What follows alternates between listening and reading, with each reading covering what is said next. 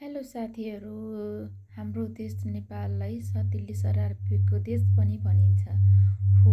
त्यस्तै भइरहेको छ। निर्मला पन्तको हत्याको निर्मला पन्तले न्याय नपाउँदै फेरि पनि अर्को निर्मला जस्तै बालिका 16 वर्षीय बालिका बलात्कारपछि हत्या भएको छ। इनिसा बिकाले अब न्याय पाउनुपर्छ।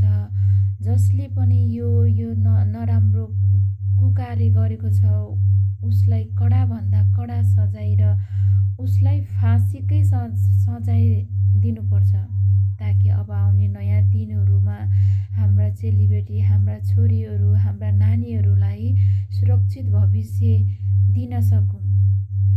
इनिसा बिकाको आमाको मन मात्रै रोएको छैन, आम नेपालीहरूको मन रोएको छ।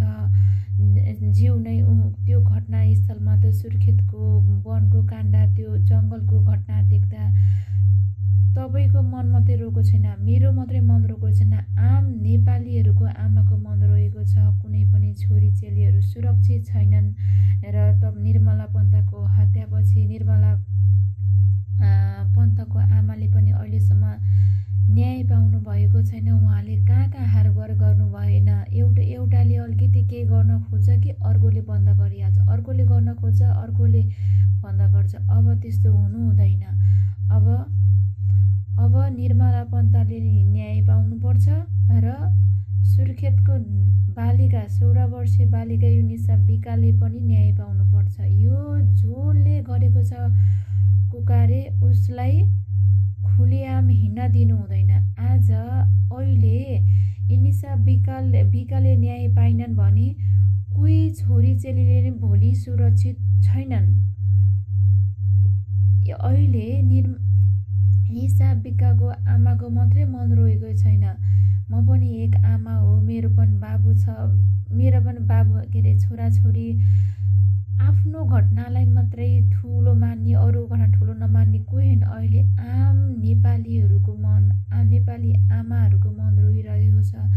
एउटा नेपाली धरती माताले यो ठेगी नसक्नु यो अन्याय अत्याचार भएको छ। यो दिन दहाडे खुलेआम यस्ता बालबालिकाहरू, नानीहरू, छोरीहरू, चेलीहरू सुरक्षित छैनन्। अहिले इनिसा बिकाले न्याय पाइनन् भने भोलि कोही पनि छोरीबेटी सुरक्षित छैनन्।